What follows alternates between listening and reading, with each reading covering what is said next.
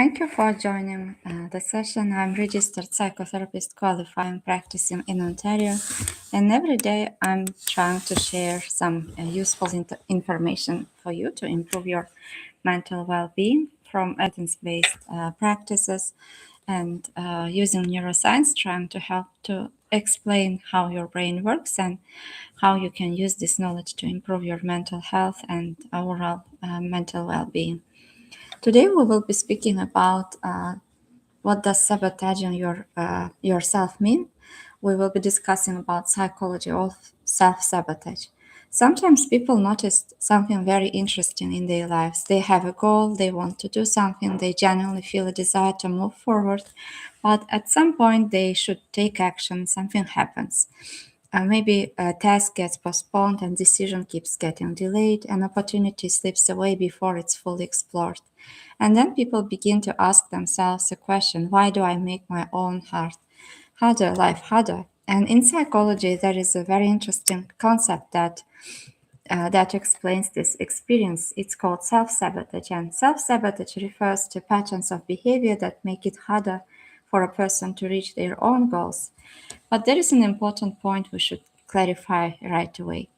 Self-sabotage is often not a laziness. In many cases, these behaviors actually come from mind's attempt to protect itself.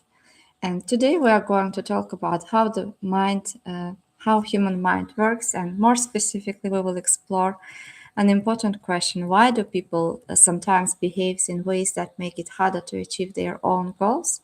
And perhaps even more importantly, why does the mind do this?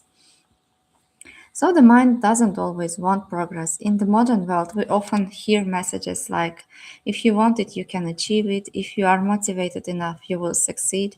But psychological research shows us a much more complex reality, because human mind is not only a system that seeks progress, human mind is also a system that tries to avoid risk, and sometimes these two systems can conflict with each other.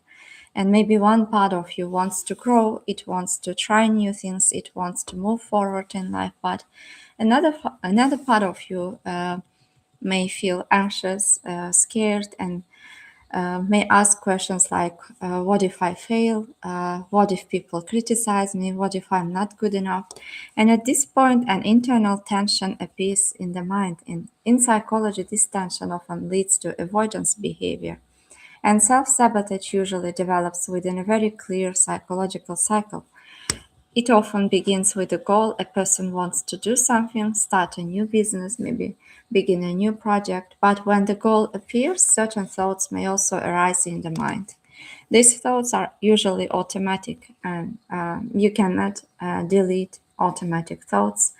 All of us have automatic thoughts, but we can learn to change relationship with them. We can learn how to respond to them differently. For instance, maybe you have some thoughts, this is too difficult, I'm not ready yet, what if I fail? And these thoughts increase anxiety. When you start to pay attention to these thoughts and believe them as if they are literal truths, not considering them as a thought, it even increases panic, anxiety, fears, and your mood, and eventually it can lead to procrastination, avoidance. And when anxiety arises, the mind often uses specific strategy, avoidance, procrastination, and tasks get postponed, decisions are delayed, no action is taken. And in the short term, avoidance creates relief. But in the long term, the person may start to believe something like, maybe I simply can't do this, and this is exactly where self-sabotage cycle becomes stronger. One of strongest psychological causes of self-sabotage is a fear of failure. Failure is not just an outcome. For some people, failure can mean something deeper. It may feel like proof of a painful belief, I'm not good enough, or maybe it reminds you about some past experiences. And because of this fear, some people unconsciously adopt a strategy of never starting at all. And because if you never begin, you will also never fail. And interestingly, some people are also avoid success because success can bring certain changes, maybe more responsibility, maybe more visibility, more expectations. And for some people, these changes can feel threatening. And as a result, the mind may begin to sabotage success itself.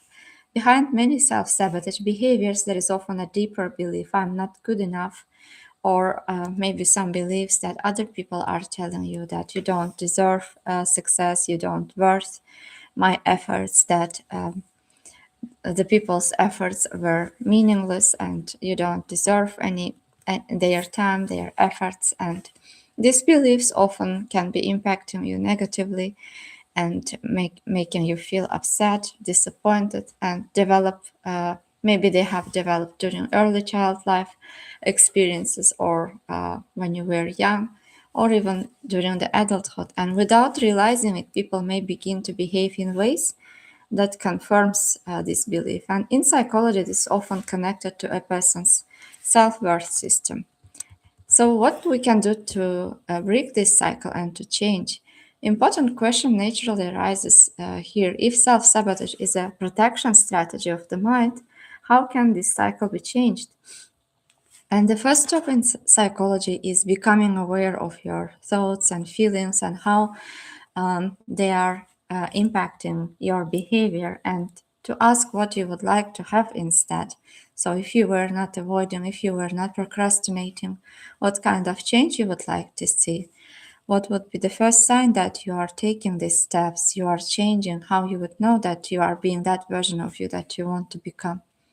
A person begins to ask themselves questions such as, where do I stop myself? In which situations do I avoid moving forward? And these questions make behavior patterns more visible. It is what help you to understand where you want to see the change, and what difference can it create in your life if you were able to change. And second important step involves small behavioral changes. And first of all, understanding, as I've mentioned, where do you want to see this change, in which fields of your life, where exactly you imagine it, how you may respond differently, and what difference would it make for you and for your future, for other people, for your career, for your health, and understanding your why you want to change, what's motivating you, may help to create more motivation and inspiration for taking first steps. So there is very important principle in psychology. Behavior sometimes changes before emotions do. And in other words, if we will wait for the right moment, for the right feelings, to feel calm, to feel happy in order to start change, we may wait forever, because feelings are coming and going, they are changing, and it's not always possible to maintain the emotions at the same level. But we can use behaviors in order to help us to get motivated or to feel better. In other words, a person doesn't always need to wait for motivation. And sometimes taking a small step is enough. And that small step can create a new psychological experience, new feeling, and create change in your life. So there is something important I want to emphasize. When you notice that you are sabotaging yourself, it doesn't mean that you are weak, or this is your identity, or that this is gonna continue like this forever. Most of the time, noticing these feelings, thoughts, and understanding what change you want to see would help to create a plan for yourself and to find insights on how you can overcome these challenges. And these behaviors are strategies that your mind learned in the past to protect you, or subconsciously you are repeating the same patterns in order to avoid uncomfortable feelings and thoughts. However, once you understand what you want for yourself, you will find a lot of strategies, coping mechanisms, and skills, features that you already have within you to cope with these challenges. And the human mind is capable of change. One of most powerful findings in psychology is neuroplasticity, that each time when we are learning something new, when we are studying something new, visiting new places, trying new things, new cells are being generated, new neural pathways are being produced in our brain, and this helps for the habits, formation of habits, and changing behavior. And awareness is the first step towards changing your behavior. So today we talked about psychological cycle known as self-sabotage. And before we finish, I want to leave you with a question. Where do you notice self-sabotage most often in your life, and when starting Is it when you are trying to start something new, when making important decisions, or when you are already moving forward? You can share your thoughts and questions in the comments. And if this video helped you to understand your mind and yourself better, don't forget to like and share this video so that other people would also benefit from these sharings. And on this channel, we are exploring how human mind works and how psychological knowledge can help us build a healthier, stronger, and more conscious life.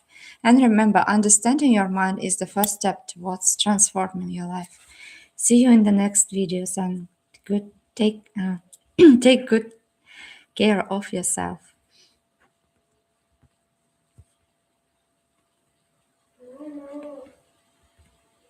Evet.